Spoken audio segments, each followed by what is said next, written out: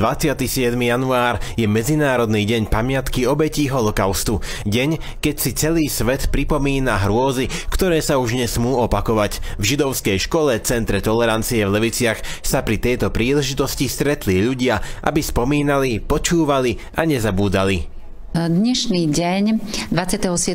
januára pripravilo Mestské kultúrne stredisko Levice v židovskej škole spomienkové podujatie pri 80.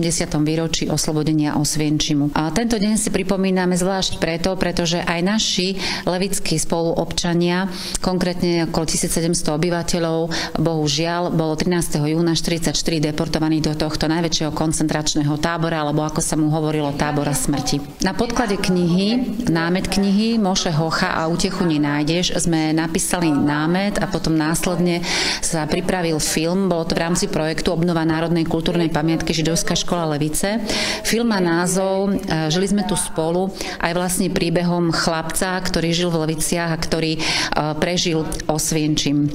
Tento film si návštevníci dnešný deň môžu pozrieť, rovnako ako si môžu prezrieť aj stálu expozíciu, ktorá je venovaná našim spoluobčanom, Židom, práve na druhom poschodí židovskej školy. Dnešný deň je Medzinárodným dňom obetí holokaustu.